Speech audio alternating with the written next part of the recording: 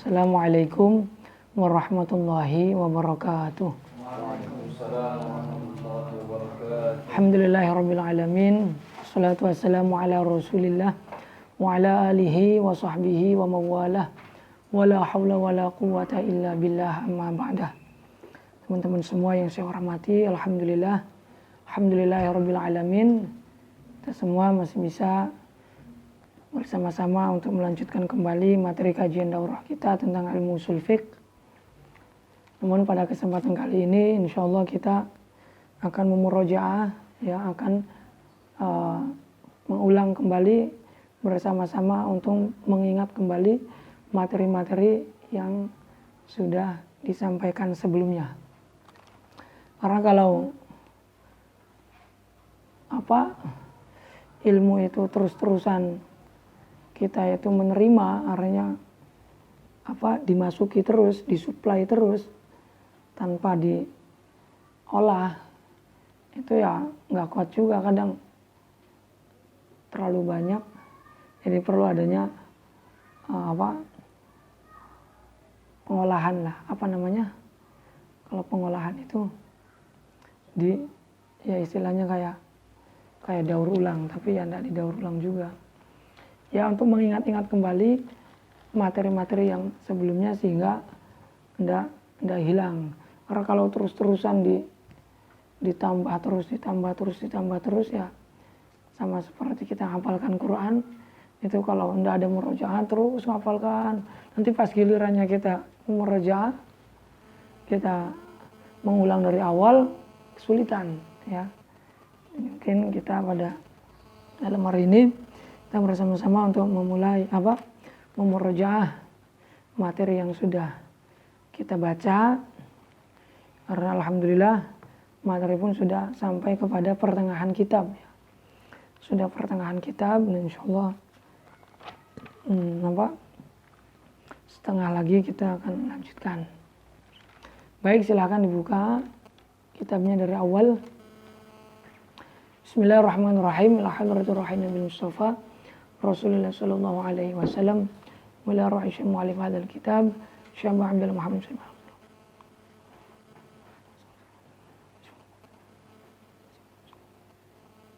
Al-Fatihah. A'udzu billahi minasyaitonir rajim. Bismillahirrahmanirrahim. Alhamdulillahirabbil alamin. Arrahmanirrahim. Maliki yaumiddin. Iyyaka na'budu wa iyyaka nasta'in. Waladhdallin amin ya rabbal alamin. Ya rabbal alamin. Jadi mungkin nanti teknisnya akan kita bagi 2 season ya, atau dua kesempatan biasa. Jam pertama, jam kedua. Jam pertama itu mungkin kita ya dipandu sama saya di murojaah bersama. Nah kemudian di sesi kedua atau di jam kedua nanti kita bagi 2 kelompok. Nah nanti masing-masing dari kelompok itu saling bertanya satu sama lain. Jadi nanti kelompok yang satu bertanya kepada kelompok yang kedua, kelompok yang kedua bertanya ke kelompok yang satu. Itu biar lebih terasa. Karena kalau tidak seperti itu kan tidak akan keluar api. Api itu akan keluar kalau digesekkan kan. Tapi kalau tidak pernah digesekkan, ya pasif, diem aja gitu. Tapi kalau digesekkan, kerlik, apinya itu akan keluar. Nah kita sengaja dibuat seperti itu biar sedikit terasa diskusinya itu. Silakan dari awal itu kita lihat tarjamatus syarih ya. Asy-syarih di sini adalah beliau yang mensyarahi kitab Qurratul Ain. Siapa beliau? Beliau adalah al-Imam al-Faqih al-Usuli al-Mufassir al-Lughawi az-Zahid Syekhul Malikiyah Abu Abdillah Muhammad bin Abdurrahman al-Hattab ar-Ru'aini. Ya. Beliau putra dari Syekh Muhammad bin Abdurrahman al-Hattab. Ya, yang asalnya dari Andalus, kemudian pindah hijrah ke kota Mekah. Karena apa? Karena adanya invasi dari Spanyol ke Afrika Utara, sehingga karena sedang terjajah, negaranya sedang kacau, akhirnya beliau hijrah ke kota Mekah dan menetap di sana. Nah di situ beliau banyak belajar ilmu agama kepada ulama-ulama yang ada pada waktu itu. Nah di antara daripada guru-gurunya beliau, itu yang nomor satu yang pertama memberikan peran paling besar itu adalah ayahandanya sendiri, yaitu Syekh Muhammad bin Abdurrahman Al-Hattab itu, yang wafat pada tahun 950 Hijriah. Nah guru-gurunya beliau selain dari ayahandanya sendiri itu banyak. Ya ini kita bisa baca sendiri, Syekh Samsuddin Ahmad bin Musa bin Abdul Ghaffar ila akhirih itu. Nah dari murid-muridnya pun itu banyak sekali yang berhasil. Nah di antaranya yang paling nampak itu adalah putranya sendiri, yaitu beliau Syekh Yahya bin Muhammad bin Abdurrahman Al-Hattab. Ini adalah putranya beliau sekaligus menjadi murid-muridnya. Nah karangan-karangan beliau ini juga banyak. Nah terbagi kepada dua. Ada karangan yang sempurna, ada karangan yang belum sempurna. Yang belum sempurna itu banyak. Ada tafsir Quran hanya sampai pada surat Al-A'raf, kemudian Hasyiyah ala tafsir Baidawi, Hasyiyah ala Ihya itu hanya 3/4 kitab saja. Kemudian syarah Qawaid Ayat, Ta'liq Masail allati infarada bil Imam Al-Malik. Itu masih banyak sekali kitab-kitab yang belum selesai ya, masih belum sempurna. Nah, yang sudah sempurna ini juga banyak. Nah, itu yang terpenting diantaranya adalah kitab Mawahibul Jalil Syarah Mukhtasar Khalil yang menjadi i'timadnya ataupun rujukannya ulama-ulama yang setelahnya yang mensyarahi kitab Mukhtasar Khalil ini. Nah, ada kitab-kitab yang lain yang bisa kita baca dan kita hafalkan di sini. Qaulul Matin fi anata'u la yadkhulu al-baladil amin ila akhirih. Nah, pujian-pujian para ulama kepada beliau juga sangat banyak sekali. Banyak sekali ulama-ulama yang memuji beliau, memuji karena apa? Karena kealimannya, karena keimamannya, karena kezuhudannya, karena kewara'annya, karena kesolahannya, kepatutannya, kelayakannya, dan banyak sekali kelebihan-kelebihan yang beliau miliki sampai-sampai beliau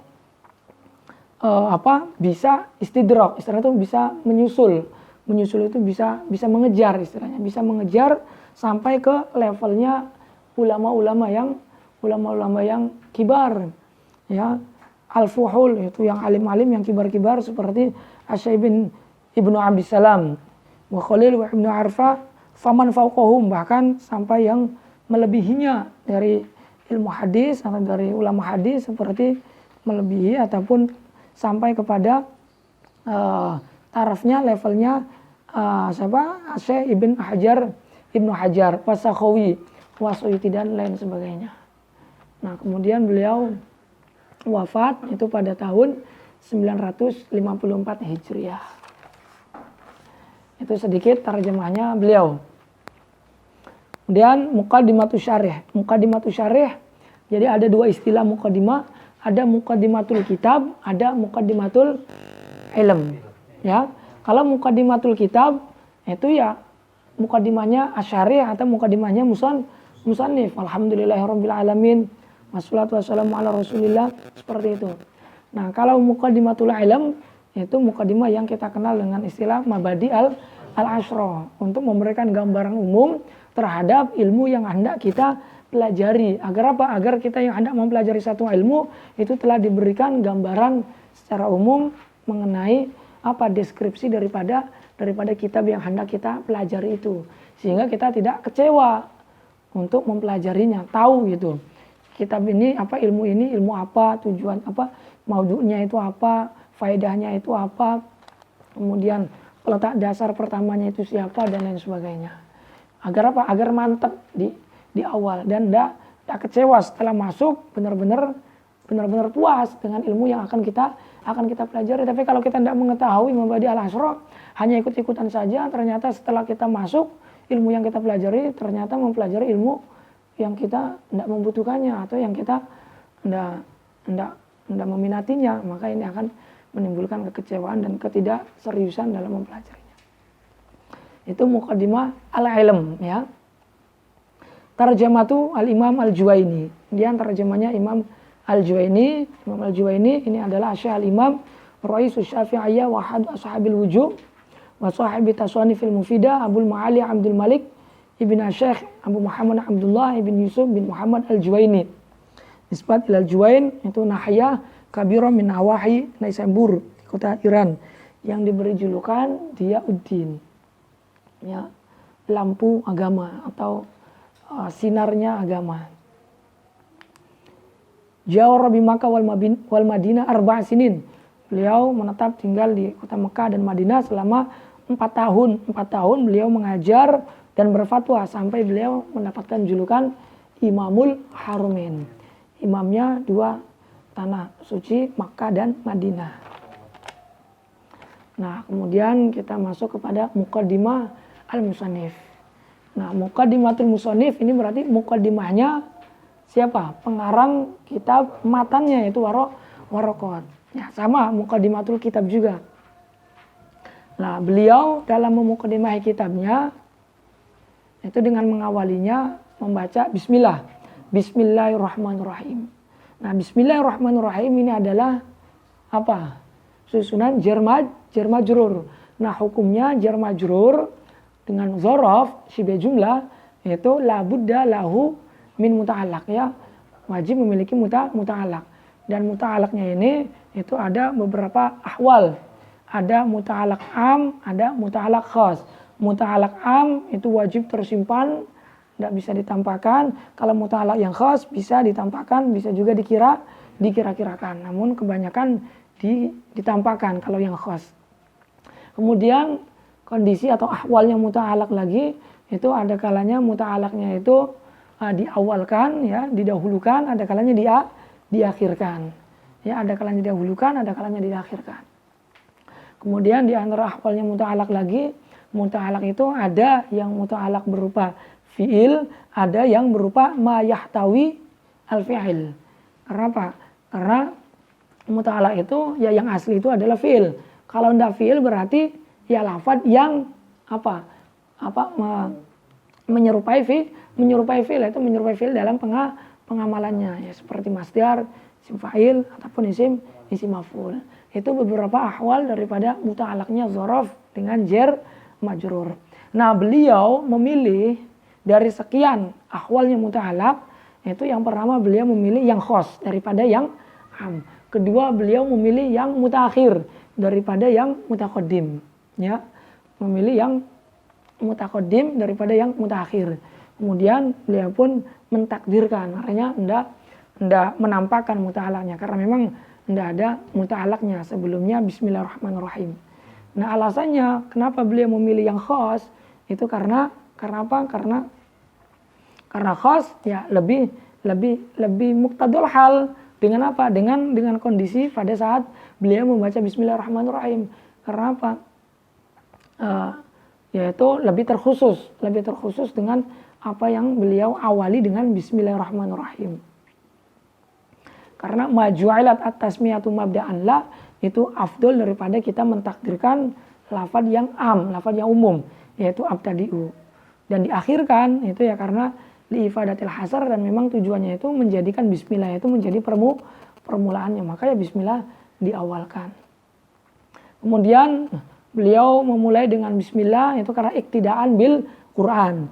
Kedua karena amalan bi hadisi Rasulullah SAW yang mengatakan kullu amrin dzibalin la yubda'u fi bismillahirrahmanirrahim fa huwa abtar. Kemudian beliau ini Kiai Musannif ini ya langsung setelah membaca basmalah langsung beliau memulai pembicaraannya tanpa beliau membaca hamdalah, menganggap cukup dengan membaca bismillah. Nah, ini ada beberapa kemungkinan. Nah, salah satu kemungkinannya itu kemungkinan beliau membaca hamdalah dengan menggunakan lisan, bukan dengan menggunakan kitabahnya, bukan. Ya. Dan itu cukup. Atau yang dimaksud dengan hamad itu adalah hamad lughatan, bukan hamad istilahan. Lughatan ya asana muji. Nah, kalau muji ya bisa dengan menggunakan lisan juga. Wal basmalah mutadamminatun lidzalik. Atau yang ketiga itu yang dimaksud dengan hamdalah mungkin maksudnya adalah zikrullah secara umum. Berarti ya hamdalah bismillah juga termasuk daripada zikrullah ya, zikrullah itu. Nah, kemudian akhirnya beliau langsung fahadhihi atau hadhihi waraqatun tashtamilu ala fusulin, langsung tidak menyebutkan hamdalah. Nah, kemudian oleh sang syarih yaitu beliau Abu Abdillah Al-Hattab, beliau mentafsiri atau mensyarahi waraqatun itu dengan beliau qaidi qalilatun. Walaupun waraqatun itu jamak. Jamak itu kan mana-mana jamak, banyak. Tapi beliau qaidi dengan waraqatun qalilatun. Banyak iya banyak, tapi banyak yang tidak terlalu banyak, alias banyak yang sedang-sedang saja gitu. Standar, enggak terlalu banyak. Qalilatun itu tujuannya apa? Tashilan wa tansyitan lahum. Untuk memudahkan dan menyemangati para pelajar, terutama pemula untuk mempelajari al-waraqat ini. Sehingga enggak pesimis di awal gitu, enggak pesimis di awal. Kemudian hadhihi itu hadhihi isim isyarah, rujuknya kepada mana? Dua kemungkinan. Ada kalanya hadhi rujuknya kepada apa yang beliau tulis fil hisi fil kitabah ini, ada kalanya hadhi itu diarahkan dirujukan kepada ma fi zihnil muallif, ya, ma fi zihni al musannif. Nah, ketika musyar ilaihnya itu adalah ma katabahu fi kitabihi, apa yang beliau tulis itu ketika hadhi itu diarahkan atau didatangkan ba'da ta'lif, setelah beliau menulis. Tapi kalau qabla ta'lif, maka hadhihi itu rujuknya musyar ilaihnya itu mengarah kepada ma fi zihnil muallif, ma fi zihnil musannif itu ya. Kemudian kitab waraqat ini mengandung apa yang ada dalam kitab waraqat ini. Nah, kitab waraqat ini mengandung banyak fasal tentang ilmu usul fiqh. Nah, fasal itu ada sedikit perbedaan dengan albab juga berbeda dengan alkitab. Jadi paling tinggi itu alkitab, kemudian albab, kemudian al-fasal. Setelah baru itu furuk-furuknya ya. Nah, alkitab itu jumlatun mukhtasatun minal ilm tashtamilu ala al-abwab ghaliban wal abwab alal fusul ghaliban wal fusul alal masail ghaliban. Itu faslun. Kemudian kita masuk kepada definisi usul fiqh. Definisi usul fiqh ini ada dua sudut pandang definisi usul fiqh. Ada kalanya usul fiqh dipandang dari sudut pandang pertama, yaitu qabla ja'lihi alaman, sebelum dijadikan nama, yaitu melihat zahirnya kalimat usul fiqh adalah kalimat kalimatun murakkabatun tarkiban idofian. Maka untuk mengetahui makna murakkab itu harus bergantung kepada makna juz-juz yang menyusunnya.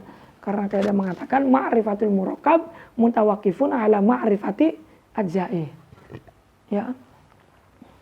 Nah, kemudian satu persatu berarti kita harus tahu apa itu aslun, apa itu fiqhun. Nah, setelah kita tahu aslun lughatan wastilahan, kemudian fiqhun lughatan wastilahan, maka baru kemudian kita bisa mengetahui bahwa usul itu ya diisnadkan kepada fiqh, berarti usul itu berarti asalnya, fiqhun itu berarti cabangnya.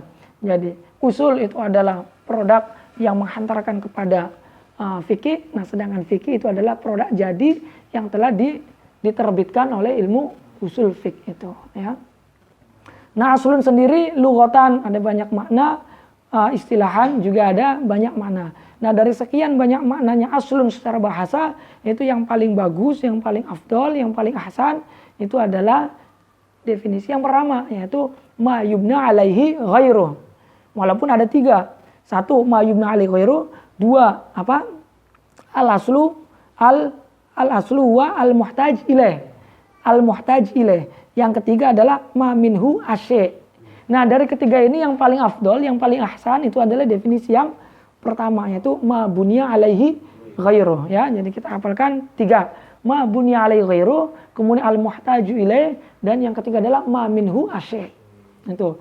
Nah, fiqhun itu ada dua makna juga, lughatan wasilahan. Secara bahasa fahmun, secara istilah berarti ma'rifatul ahkam asyariyah al-amaliyah al-muhtasab min adillatiha at-tafsiliyah. Itu makna fiqhun istilahan. Setelah kita mengetahuinya, ya tinggal kita kita sandarkan saja, oh berarti usul asalnya, fiqhun furu'nya itu. Nah, kemudian definisi usul fiqh yang kedua adalah dari segi apa? Dari segi makna istilahnya. Nah, dari segi istilahnya itu ulama mendefinisikan bahwasanya usul fiqh itu adalah apa? Turukul fiqhi ala sabilil ijmal, atau menurut Imam Al-Baidawi adalah ma'rifatu adillatil fiqhi ijmalan wa kaifiyatil istifadati minha wa halil mustafid. 3 usul fiqh itu 3 pokok pembahasan besar dalam ilmu usul fiqh. 1 ma'rifatu adillatil fiqhi ijmalan, secara ijmal. Kalau ijmal itu dipandang dari segatnya, belum tertuju pada satu masalah tertentu. Mutlaqul amr, mutlaqun nahyi itu ala sabilil ijmal, dalil ijmali sebutannya. Tapi kalau sudah terkhusus, tertuju, terarah pada satu masalah, aqimus shalah, kemudian atuz zakat, auful uqud, itu berarti sudah dikatakan tafsili. Nah, kalau tafsili itu ranahnya ulama fikih. Tapi kalau ulama usul itu adalah ala sabilil ijmal, ala sabilil ijmal. Itu ya, itu pokok pembahasan fikih yang pertama ma'rifatu adillatil fiqhi ijmalan. Kedua, wa kaifiyatul istinbatati minha, yaitu tata cara beristimbat dengan menggunakan perangkat-perangkat yang telah dibuat oleh ulama usul, yaitu dengan pengkajiannya menggunakan dalil nakli, dalil akli, sampai kemudian membuat satu kaidah, yaitu kaidah usul fiqh, yang kemudian kaidah ini setelah jadi itu diterapkan oleh ulama fikih sampai kemudian menghasilkan satu produk jadi berupa ilmu fikih ya.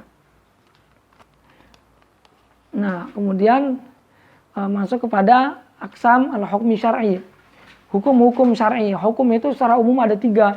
Ada hukum syar'i, ada hukum adi, ada hukum akli. Hukum syar'i ya berarti hukum yang didasarkan oleh syariat, yaitu khitabullah al-muta'alliq bi af'alil mukallafin ya, bil iqtida' aw takhyir. Nah, iqtida' ada 2, iqtida'ut iqtida'ul fi'li, ada iqtida'u tarki. Iqtida'ul fi'li imma jaziman maka wajib, imma ghairu jazimin maka sunnah. Nah, iqtida'ut tark ini pun ada 2, imma jaziman berarti haram, imma ghairu jazimin berarti makruh. Nah, di tengah-tengahnya itu adalah mubah. Itu hukum syar'i yang masuk ke dalam kategori taklifi. Sebetulnya ada 2 juga, syar'i taklifi dan wad'i. Nah, wad'inya itu ada 3, ada syarat, ada sabab, ada mani. Nah, itu nanti barangkali kita terlalu mendalam, pusing nantinya. Nah, itu hukum syar'i. Kedua, hukum adi. Hukum adi itu ya penetapan ataupun mudahnya ya isbatu syai' li syai' au nafyu anhu binaan ala tajribah wa tikrar, yaitu didasarkan atas dasar tajribah, eksperimen, percobaan atau pengulang-ulangan. Seperti halnya misalkan tajribah itu obat, misalkan daun ini bisa menyembuhkan penyakit ini. Nah, itu hukum adi. Karena apa? Karena melalui tajribah, pengulangan. Ya, atau tikror. Ini sekali, 2 kali, 3 kali, 4 kali ternyata iya benar. Ini pohon ini atau daun ini bisa menyembuhkan. Maka daun ini dikatakan menyembuhkan, itu adalah hukum adi. Tapi kalau hukum akli itu binaan ala tafkir, itu didasarkan atas dasar pemikiran yang sifatnya itu pasti, yakni la yajuzu at-takhallufu anhu, tidak mungkin berselisih dari kenyataannya atau dari keumumannya. Tapi kalau adi itu mungkin mungkin takhalluf, mungkin berbeda, mungkin berselisih, mungkin tidak sesuai dengan kebiasaannya. Seperti anar muharriqatun, itu enggak selama-lamanya nar itu muharriqatun, artinya mungkin saja ada nar yang tidak muharriqatun, itu adi. Tapi kalau akli itu ya dari zaman dulu sampai hari kiamat pun ya akli sifatnya wajib dan pasti. 1 tambah 1 ya 2. Sampai kapanpun ya 1 tambah 1 2. Tapi kalau adi itu enggak seperti itu. Ya. Nah, hukum syar'i itu ada wajib, ada mubah, mandub, mubah, mahdzur, makruh, sahih, batil.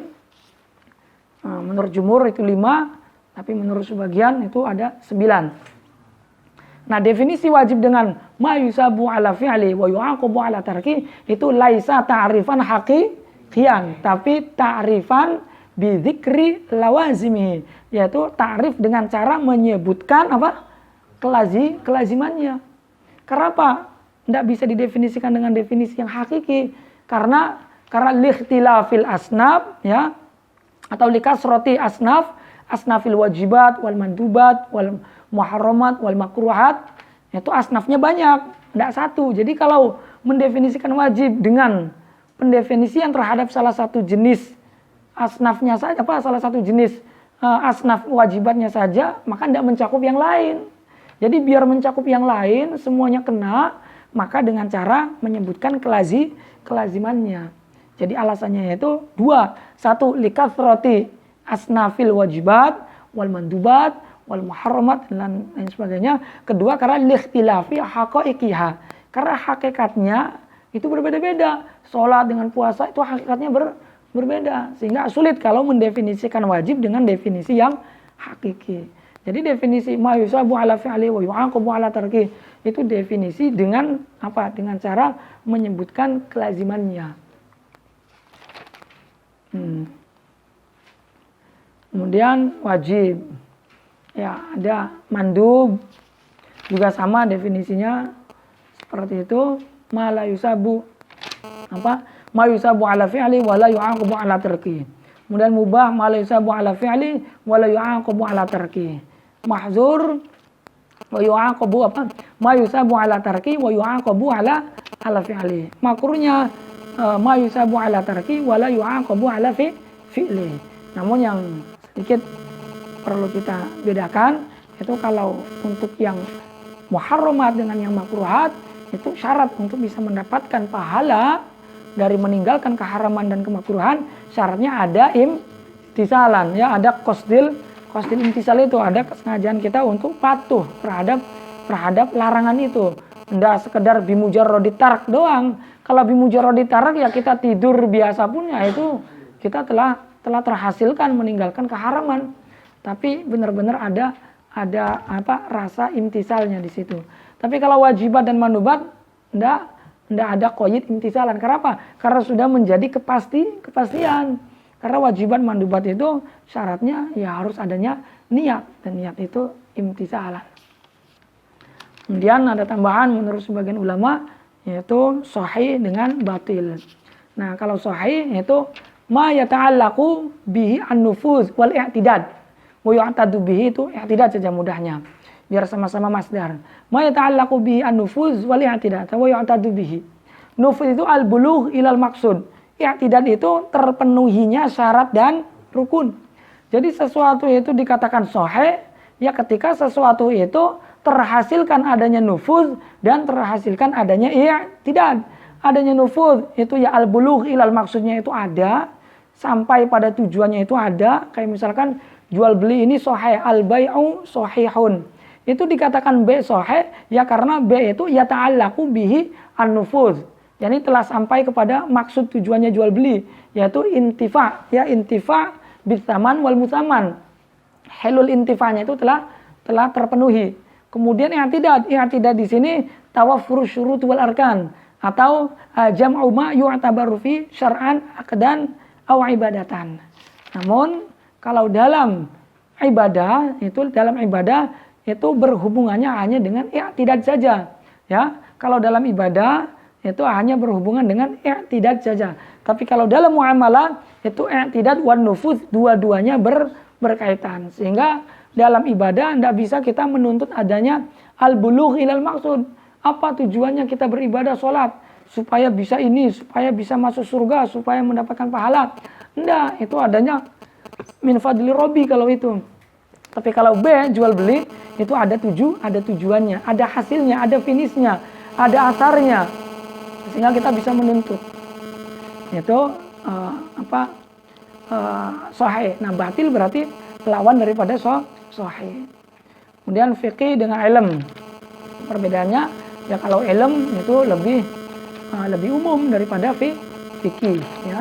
Jahal, ada jahal basit, ada jahal murakab. Jahal basit ya tidak tahu sama sekali.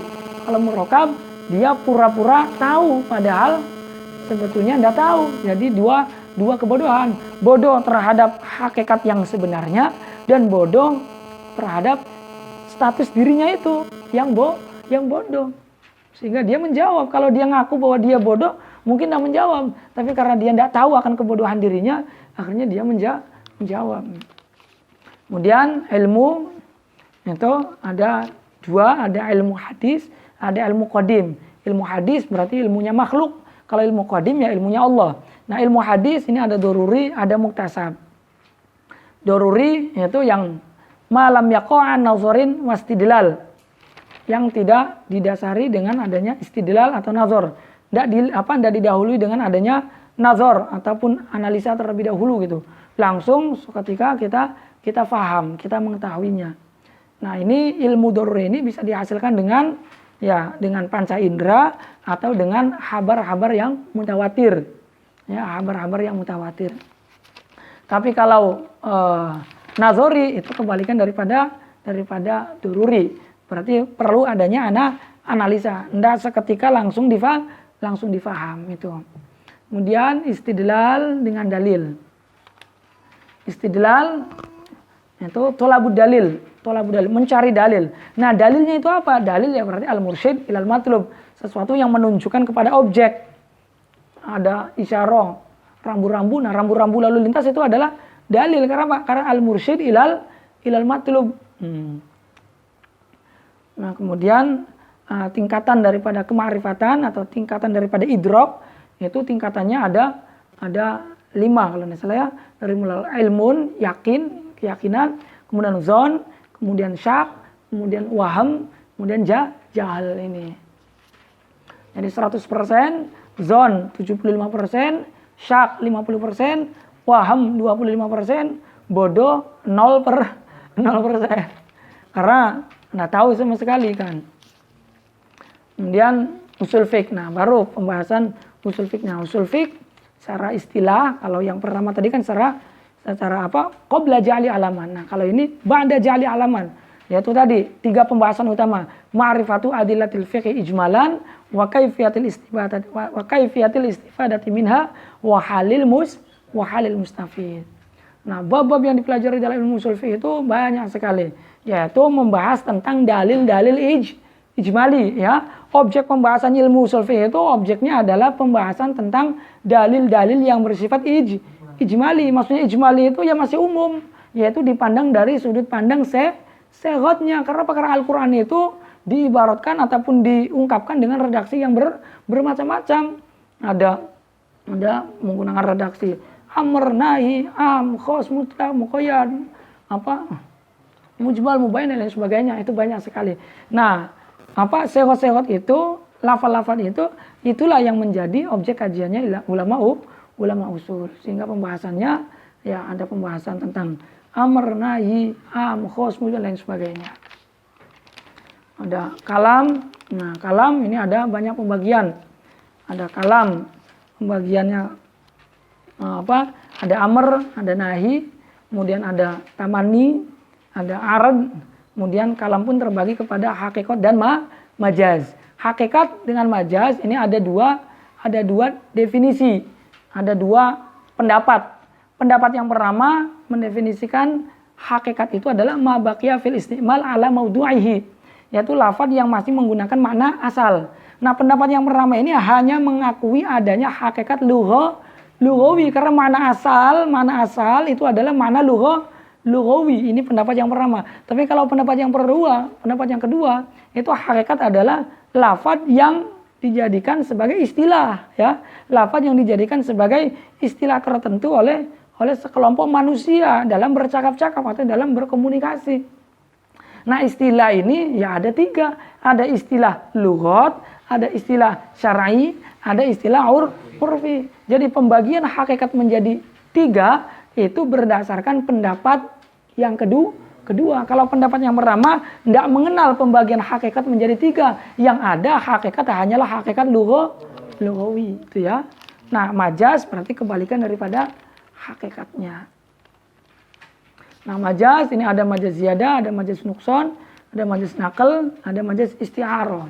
Nah, zohirnya nakal itu masuk ke dalam bagian daripada majaz. Jadi ada majaz ziyadah, ada majaz nukul, ada majaz nakal, ada majaz isti'arah.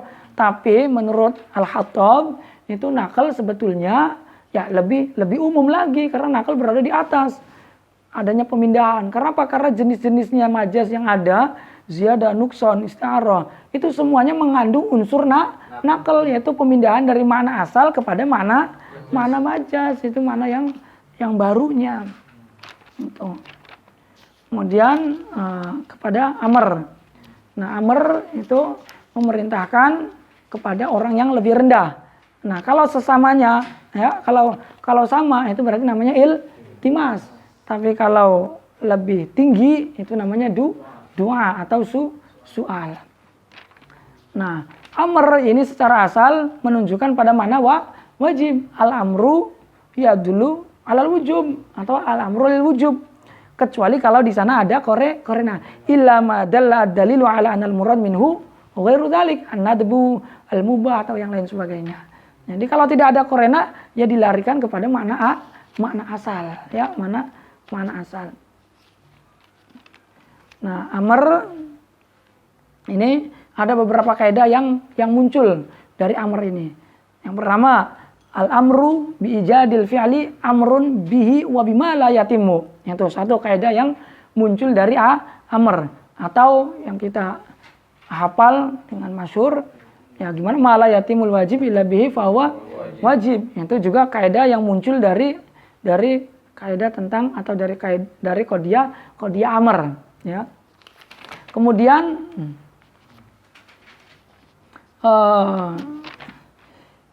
ini ada lagi kaidah, tapi sebelum itu bahas mengenai ya siapa-siapa yang masuk ke dalam khitab amr dan yang tidak masuk amr atau nahi.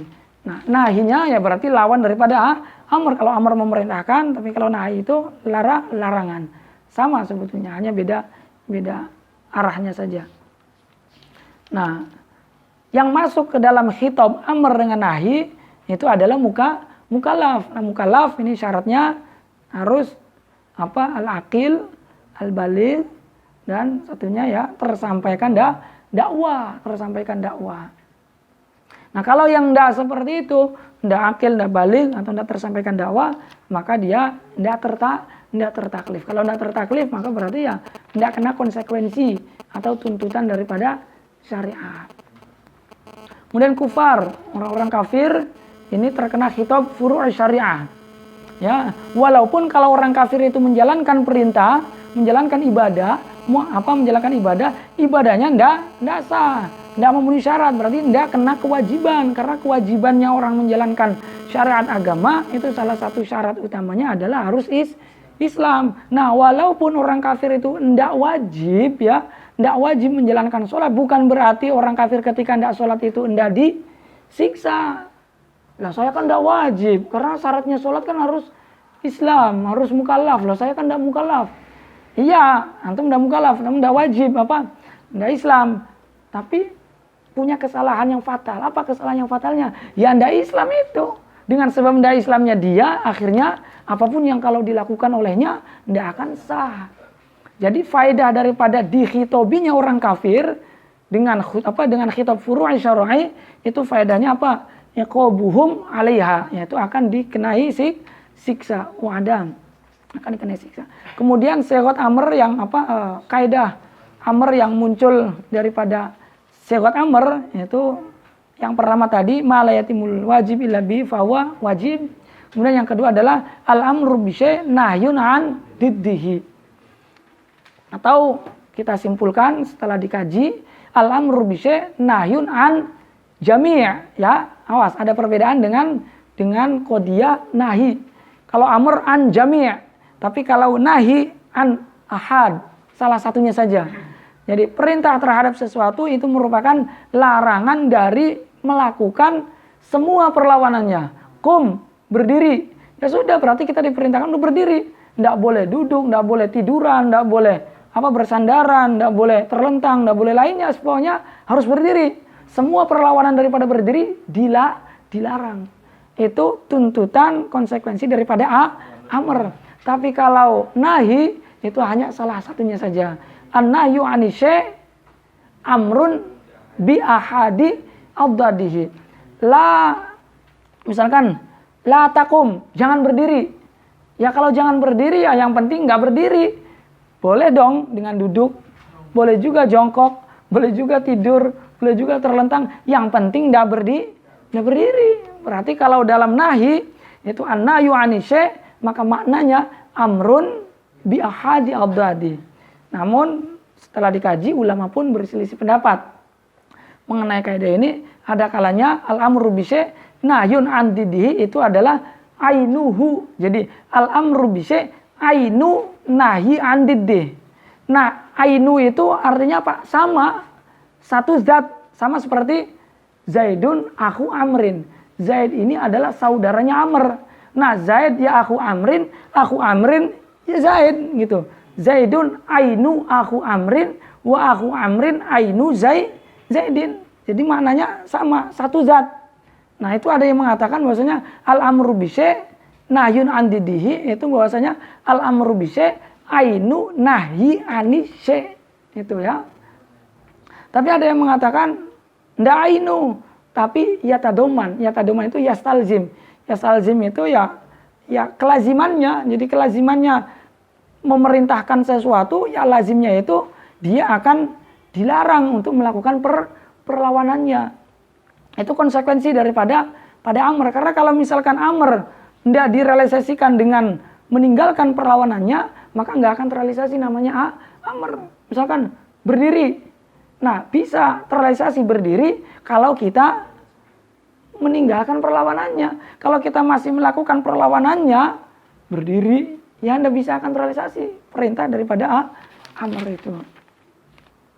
Nah, ada yang mengatakan lagi, laisa aina wa laisa yatadomman.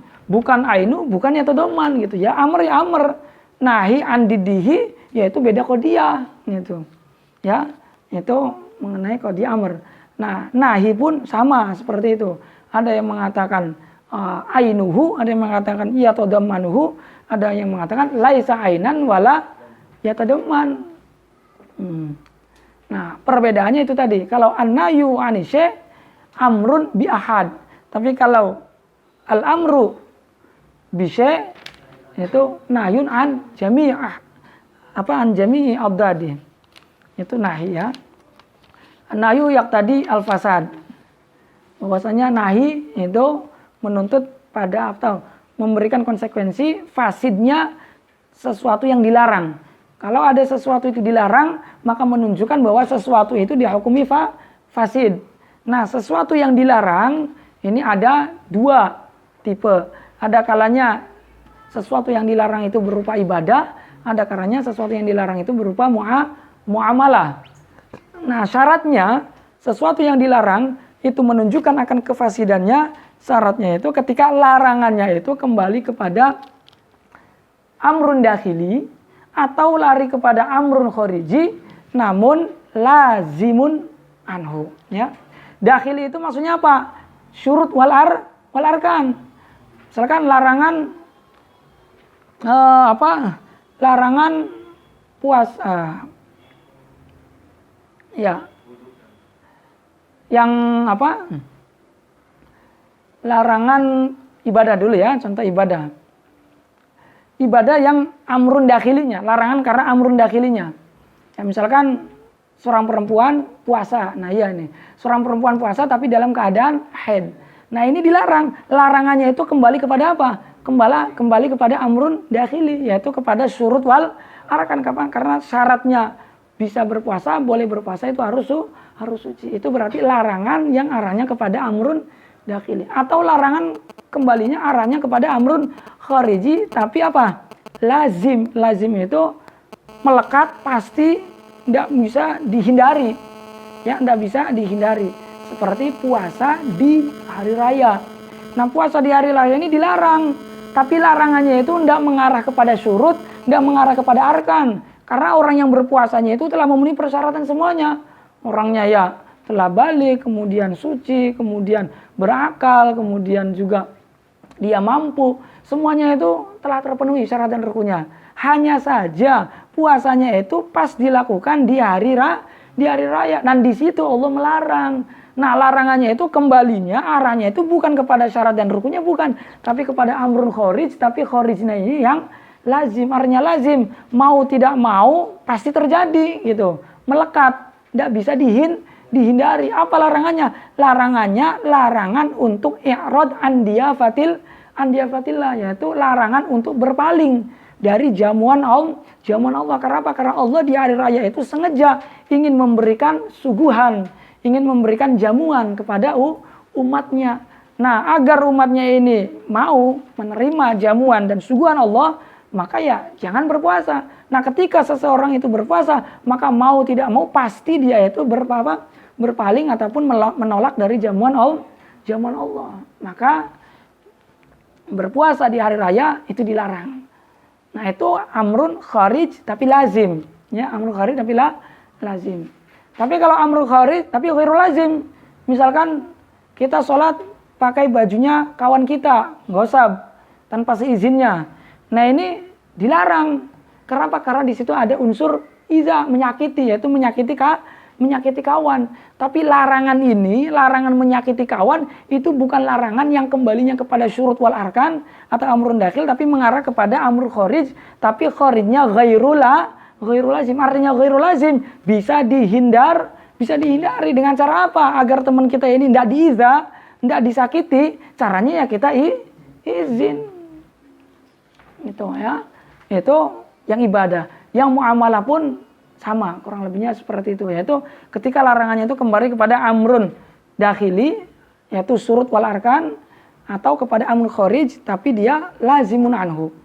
Ya, yang kepada amrun dakhili bisa mengarahnya kepada surut ya berarti bisa surutul akiden, surutul ma'qud alaih, atau surut sighat. Itu yang masuk kepada surut wal arkan. Nah, salah satu syaratnya ma'qud alaih itu kan harus maklum, ya, harus maklum. Nah, maka ketika ada ma'qud alaih itu ghairu maklum, maka dilarang, seperti jual beli malakih. Bai'ul malakih itu jual beli janin yang masih dalam kandungan. Nah, ini tidak diperbolehkan. Lah, ini kan sapi lagi hamil. Nah, itu kan ada anaknya. Udah kalau gitu saya jual 1.500.000. Kok ada tambahan 500-nya? Ya itu karena ada janinnya misalkan. Nggak bisa. Kenapa? Karena nggak boleh dilarang jual beli janin. Kenapa? Karena ghairu ma'lum. Ya, ghairu ma'lum. Belum jelas gitu. Masih belum jelas. Karena apa? Karena kalau yang ghairu ma'lum itu yahtamil al-gharar. Ya, masih adanya spekulasi.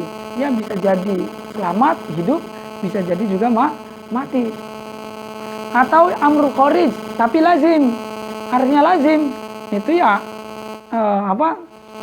pasti terjadi gitu, pasti terjadi amrul kharij tapi dia pasti terjadi. Maka ini pun memberikan konsekuensi jual belinya itu fasid, ya, jual belinya itu fasid. Tapi kalau ghairul lazim, ya, enggak lazim. Yang lazim itu ya seperti kita jual beli barang yang sah dijual belikan, halal, milik sendiri, maklum, kemudian bisa diserah terimakan, juga bisa diserah terimakan, berharga juga berharga, ya.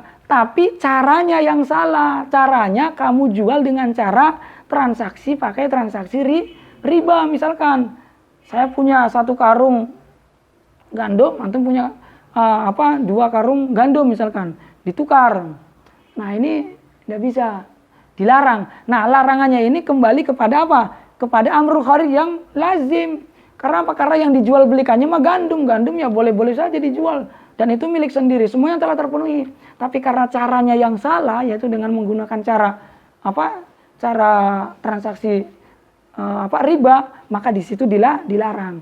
Dan larangan bertransaksi menggunakan transaksi riba ini lazim gitu, pasti terjadi, tidak bisa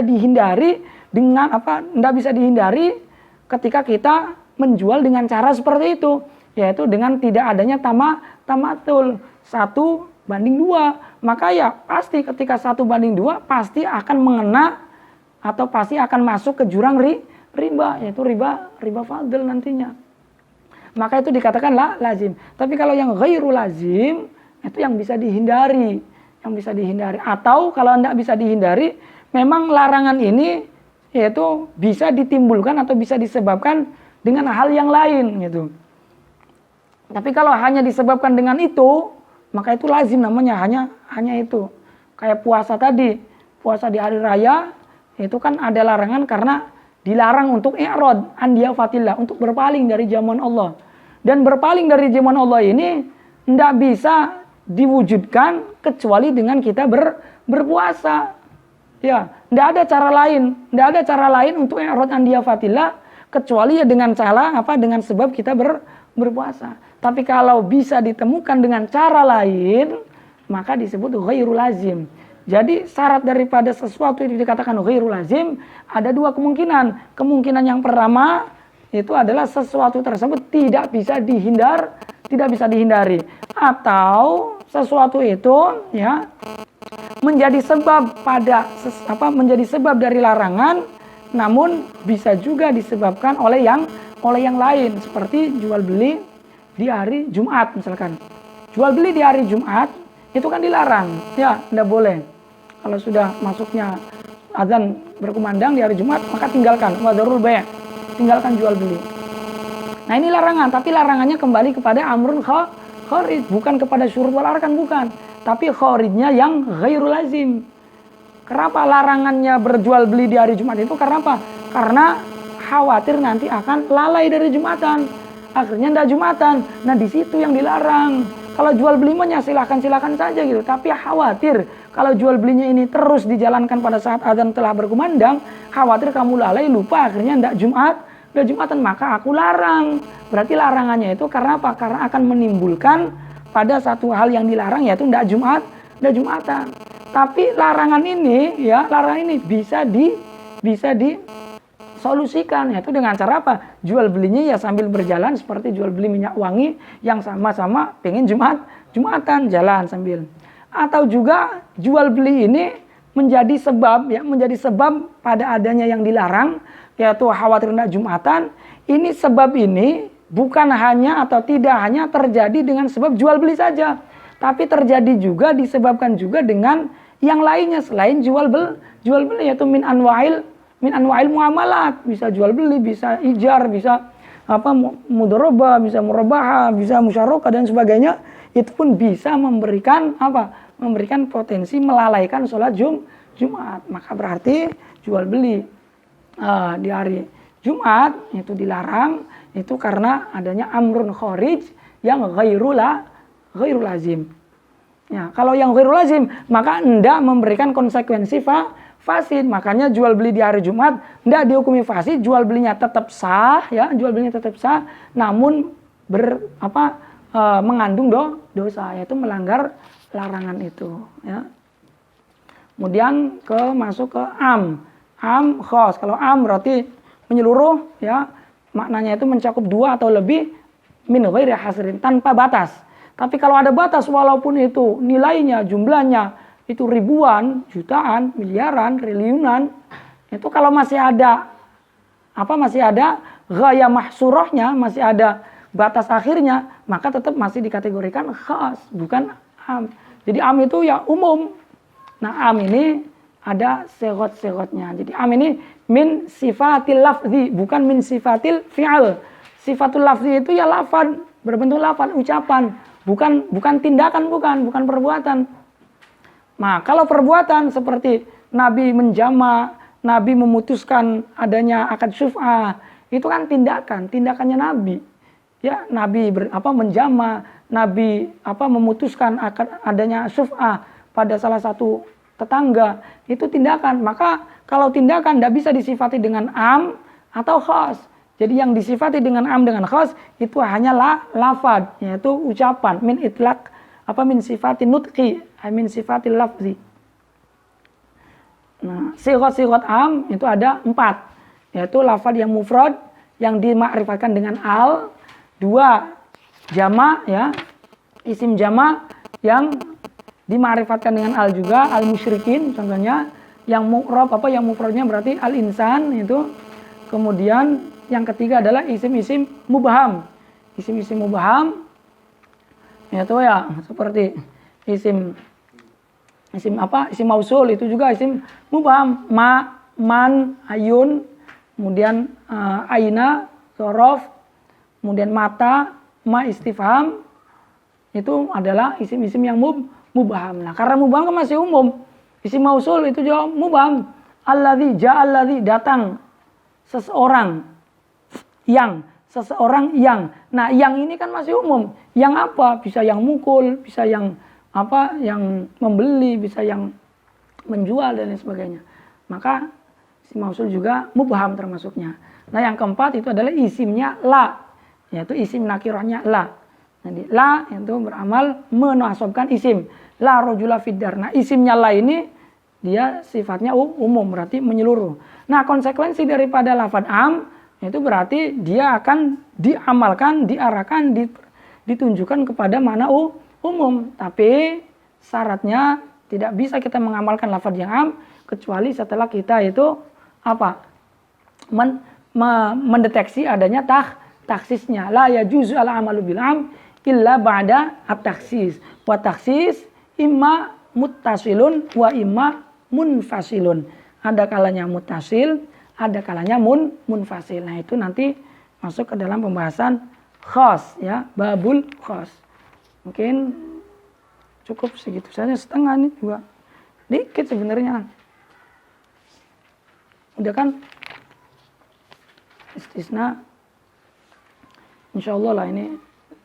Kita kan mulai dari 15, 16, 17, 18, 19. 20 ini tanggal 20 ya.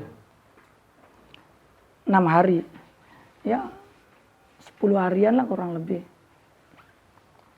Ya paling lama-lamanya ya mungkin dianggarkan ya 2 minggu lah, 2 minggu.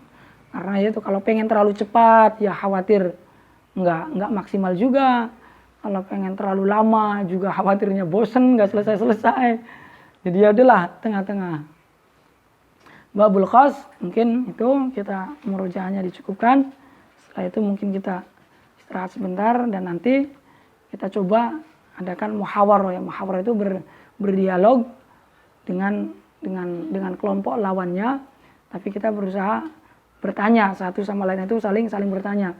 Kelompok yang satu bertanya kepada kelompok yang lainnya, nah yang lainnya menanggapi.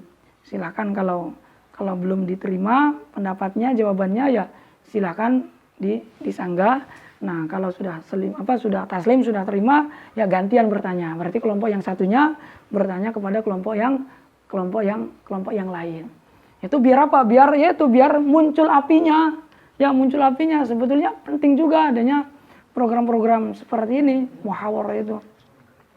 Karena kalau kita itu terus-terusan diberi, terus-terusan disuplai ilmu, ngaji, terus talaki, terus enggak pernah muzakarah, enggak pernah musyawarah, enggak pernah basul masail, enggak pernah berdiskusi, ya enggak kelihatan gitu.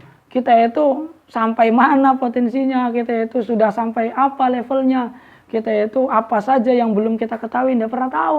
Tapi kalau kumpul sama teman yang lain, kita baru nanti di situ akan merasa, oh iya ternyata kita masih belum tahu tentang ini. Teman yang lain sudah tahu, kok kita belum tahu ya. Nah, di situ ada api yang akan muncul. Oke, kita cukupkan dulu babul khas wa ma'dahu. Wallahu a'lam bishawab. Al-Fatihah.